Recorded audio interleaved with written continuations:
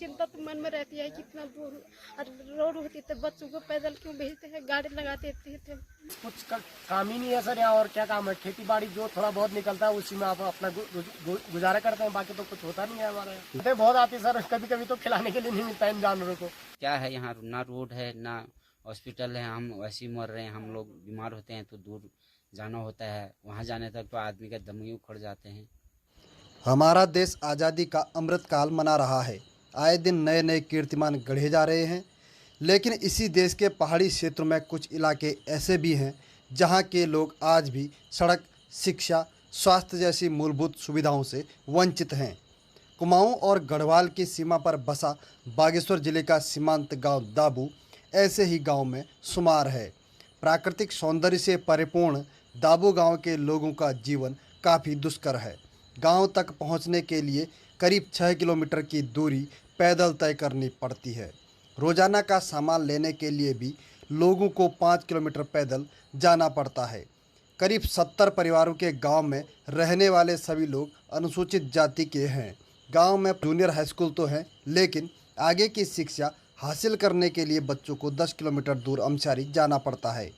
School जाने के लिए जंगली रास्ता और हिंसक जानवरों का भय बच्चों की माताओं की सबसे बड़ी चिंता है।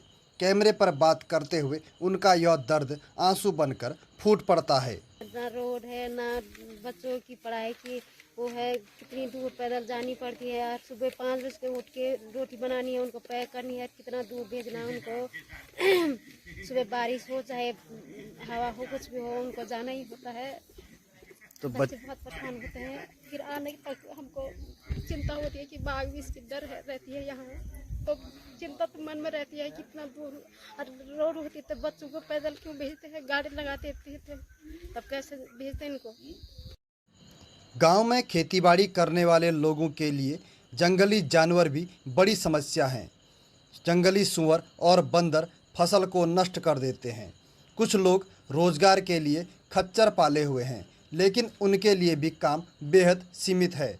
कई बार तो हालात ऐसे हो जाते हैं कि खच्चर पालक के लिए अपने परिवार और जानवरों के लिए भोजन जुटाने के भी लाले पड़ जाते हैं। थोड़ा बहुत ऐसे आलू मिल जाते हैं, काट चक्कर और मिल जाते हैं, जरा उनके लिए खाने के लिए हो जाता, थोड़ा हमारे लिए हो जाता है, और कुछ नहीं। बचने के नाम से तो नहीं बचता है, ऐसा कुछ नहीं। बच्चे कितने हैं और कैसे गुजारा करते हैं फिर? बच्चे तो सब 4 है मेरे।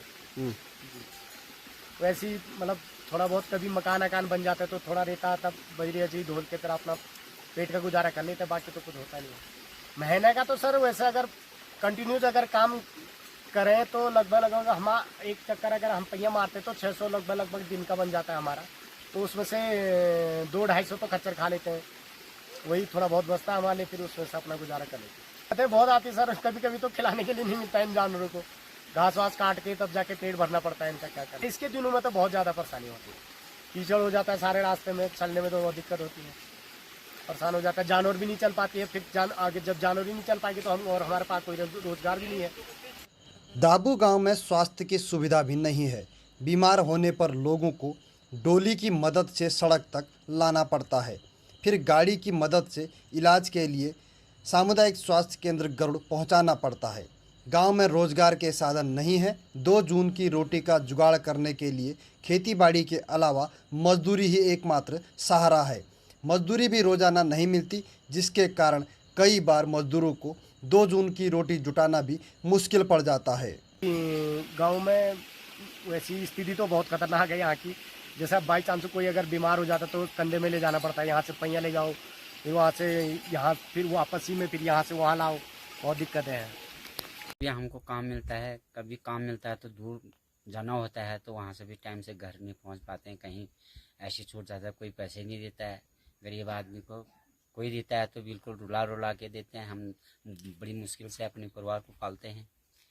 5 बच्चे हैं सर, 2 जने हम हैं, 7 जनों की परिवार है मेरी, और मैं बड़ी परेशानी से अपने परिवार को झेलता हूँ। जो भी है सर, कंटिन्यू मिलता है तो फिर थोड़ा बहुत चल जाता है गुजारा।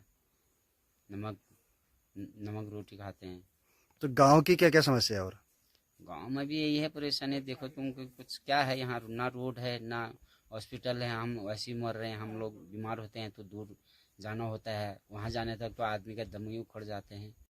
गौर करने वाली बात यह है कि उत्तराखंड को अलग राज्य बने 23 साल बीतने को हैं, बावजूद इसके आज भी हम मूलभूत सुविधाओं की तलाश कर रहे हैं।